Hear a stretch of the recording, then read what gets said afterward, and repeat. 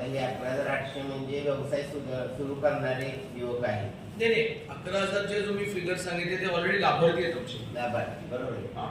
ते लाभार्थी आहेत. मराठा समाजात इतरही अनेक हजार लोक बाहेर पडत आहेत.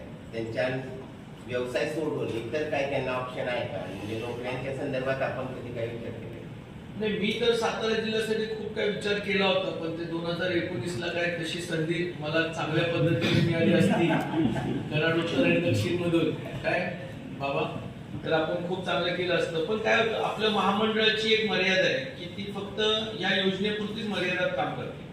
त्याच्या पलीकडे काय करू शकत नाही. शासनाने दिलेली योजना तेवढीच आपण त्या ठिकाणी करतो. परंतु मध्यंतरी आदरणीय शिवेंद्रजी भोसले साहेब मंत्री महोदयांनी शासनाकडनं IT पार्कसाठी काही जागा सातारामध्ये उपलब्ध करून घेतल्या होत्या. म्हणजे रोजगाराच्या संदर्भामध्ये आदरणीय मंत्री शिवेंद्रजी भोसले साहेब म्हणा किंवा मग आमचे जयकुमारजी गोरे साहेब म्हणा, हे सगळेजण प्रयत्न करून व्यवसाय काहीतरी सातारा जिल्ह्यामध्ये उभा करतील असं वाटतं.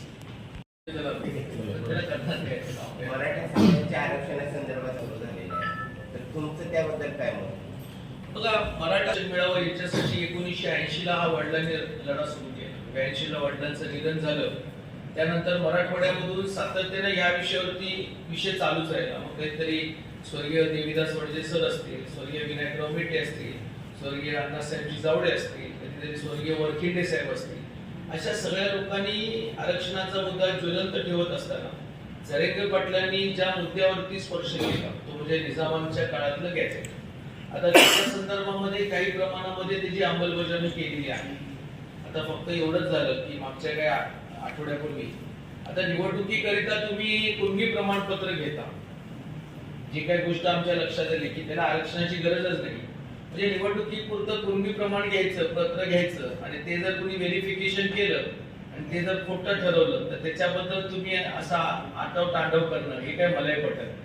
गरीब मराठा समाजाने प्रामाणिकपणे ज्याला कुणबी प्रमाणपत्र आहे त्यानं शिक्षणासाठी, नोकरीसाठी, शासकीय नोकरीसाठी नक्कीच त्यांनी त्याचा वापर करावा.